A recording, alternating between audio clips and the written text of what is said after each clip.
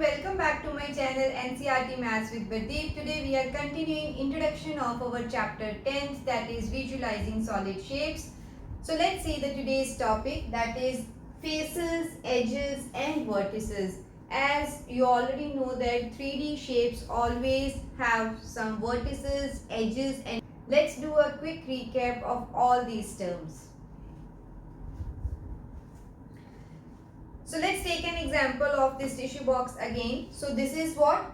Solid shape, because this is a 3D shape in which we have length, width and height. So since this has three different dimensions, so this is a 3D shape or a solid shape. Okay. So vertices are the corners of these shapes. Okay. So corners are the vertices. Okay. These lines are the edges. And these rectangles or squares are the faces. So we can see in this box we have how many faces? 6 faces. 1. So just behind it the same shape, that is 2. Top and bottom 2. So 4. Side this and this side also. So total 6 faces are there. How many vertices or corners? So 1, 2, 3, 4. 4 corners above. 5, 6, 7, 8. 4 corners below. So total 8 corners or 8 vertices. Now let's see the edges. So 1, 2, 3, 4. 4 edges. So same 4 edges on the back side. Okay, so 4 plus 4 is 8. Next is 9, 10, 11 and 12. So total 12 edges. So we can see that a 3D shape always has some faces, some edges and vertices. Okay. So now let's see that each solid is made up of polygonal regions called faces. So that means there must be some polygons, faces which are attached to each other.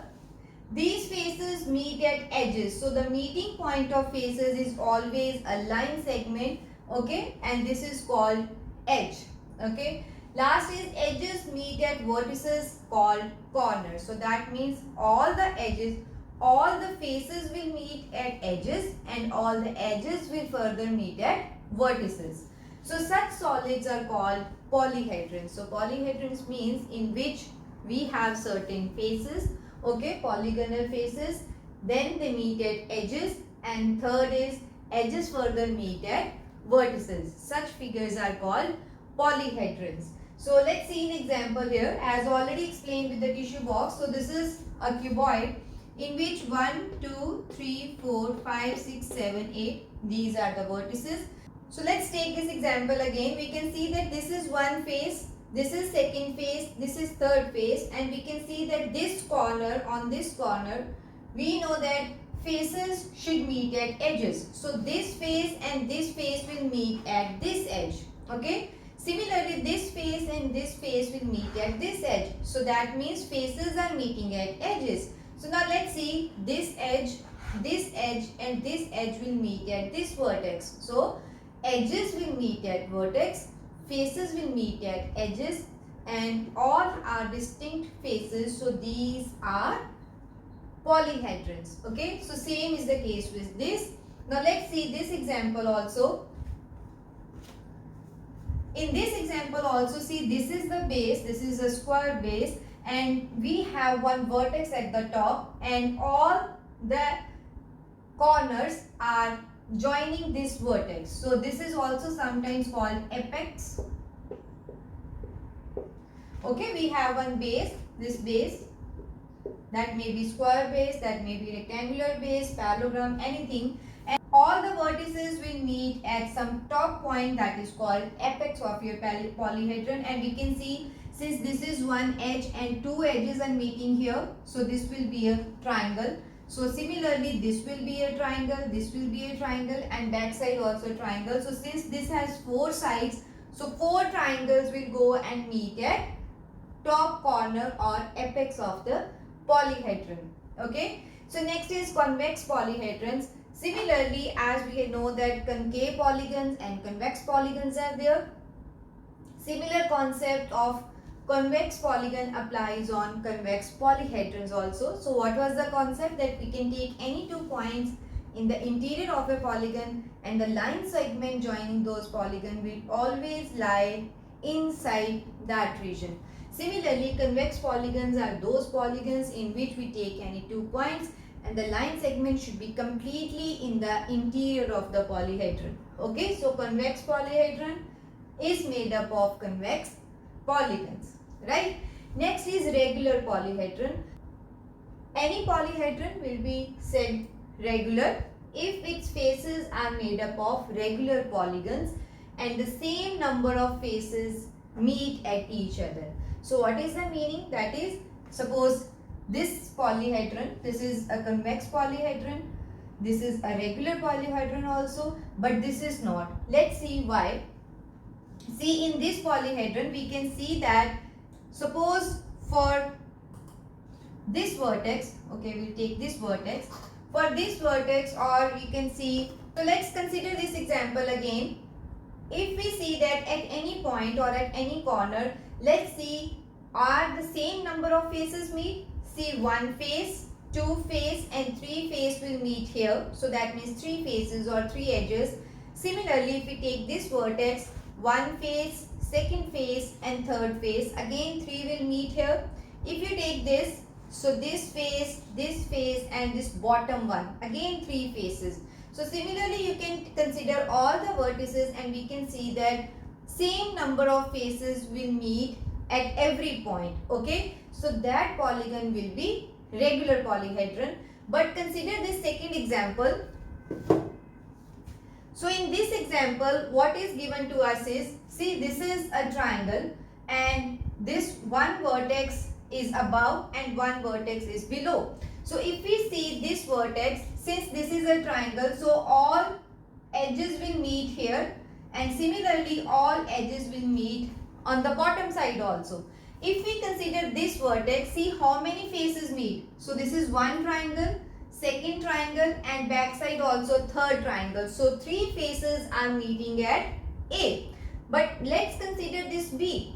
On B we can see this one triangle, second triangle, this bottom triangle and the back side triangle. So total 4 faces meet. So we can see that few vertices are having 3 faces and few are having 4 faces. So we can see this is not a regular polyhedron. So we can say that in regular polyhedrons, for every vertex or for every corner, same number of faces will meet. But if the different number of faces meet at certain points, then that polygon will not be regular polyhedron. Clear? So now let's see the next topic. Our next topic is prisms and pyramids. These are the 2 important family members of polyhedrons. So let's see what is the basic difference between a prism and a pyramid. So in a prism, the basic thing is it is a polyhedron whose base and top are congruent polygons and all other faces are parallelograms. So let's see this. This is a square prism in which the base is square, then the top will also be square. So means prism is something in which base and top faces are same. It can be triangle, it can be hexagon, it can be square, it can be rectangle. Whatever it is, the base and top should always be congruent shapes. So we can see that in this square prism, base is a square, top is a square and all these edges are further joined with each other in the shape of parallelogram. So we can see that in prism, base and top shapes should be same as well as congruent, means it should be of same size also, and rest all shapes or all the side faces will always be parallelograms. So how to determine whether the given shape is a prism or not? So we can see that if the top and base are having same congruent shapes, then that shape will be a prism. Make sure all other faces except top and bottom should always be parallelograms. What about pyramid? Pyramid is, it is a polyhedron whose base is a polygon. Polygon means any shape. It can be triangle, it can be quadrilateral. Quadrilateral can be further rectangle, square, rhombus, anything. It can be hexagon, any shape. So base will be a polygon of any number of sides and whose lateral faces are triangles with a common vertex. So we can see the difference here. Always we have one apex or the top corner, and whatever is the base, all corners should be joined with that vertex. So we can see that if one edge is this and these two edges will meet, so lateral face will always be a triangle. So one side is this, one is this, one is this, so this is one triangle. If you join this edge with these two, again a triangle. Similarly, with this base, two edges will come up, that is also a triangle. With this edge also there is one triangle, so means as many sides of the base polygon, same number of triangles will meet at the vertex. So similarly, if it is a triangle, so triangle has three sides, so three triangles will go up and meet at vertex. This is a four-sided polygon, so four triangles will go up.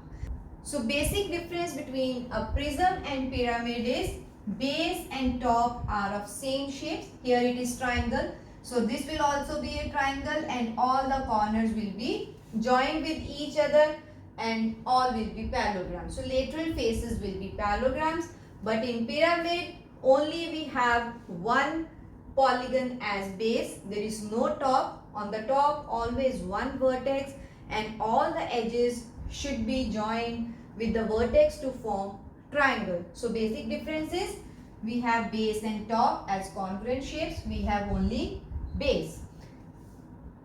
All the lateral faces are parallelograms. Here all the lateral faces are always triangles. Okay. So I hope now you can distinguish if any figure is given to you whether this is a prism or a pyramid. There are certain points which you should always remember. What are these points? Let's see.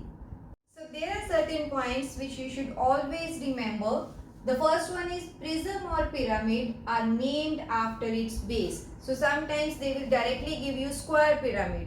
So you should understand from the name itself that square pyramid means the base of this polyhedron will be a square. So that means if it is given to you that hexagonal prism, so prism means both top and base should be hexagon. Okay. If it is given triangular pyramid, that means base will be a triangle. All the edges will meet at some apex. So rectangular prism means base will be a rectangle. Square pyramid means base will be a square. So that means whatever the shape name is given to you, whether this is a prism or pyramid, base will have this particular shape. Okay, because sometimes in your question directly name will be given to you and then you have to identify what will be the base, what will be the top and how many other faces or lateral faces will be. Okay, there is one important relationship between the faces, vertices and edges for any polyhedron. So that relationship is determined by Euler's formula. This is very important topic and mostly questions will come on the basis of this formula, that is two quantities will be given to you and third one we should find. So what is the relationship? That is the number of faces of the polyhedron plus the number of vertices minus the number of edges will always be 2. Okay, so that means you should identify the number of faces, number of vertices and the number of edges of your polyhedron, put in this formula, and if your value is 2, that means this is a polyhedron. If the value is not 2, that means the given figure is not a polyhedron, because two type of questions will come in your examination. In one type, what they will give you? They will give you two values and we have to find the third one. So two values, either face or edges is given, we should find vertices, or face or vertices will be given, you should find edge, or vertices and edges will be given to you and you should find the number of faces of the polyhedron. This is one type of question. In second type of question, what they will give you, that these are the number of faces, vertices and edges. check whether this will be a polyhedron or not. In that case also we will put the values in this equation and we will see if left hand side is equal to right hand side, then that is a polyhedron. If left hand side is not equal to right hand side, we will say that this is not a polyhedron, because this formula holds for any polyhedron. Okay, so I hope this is clear. What is Euler's formula and what are its applications? This is all about introduction video. I hope all the concepts are clear to you. If you like my teaching, please subscribe to my channel. Thank you.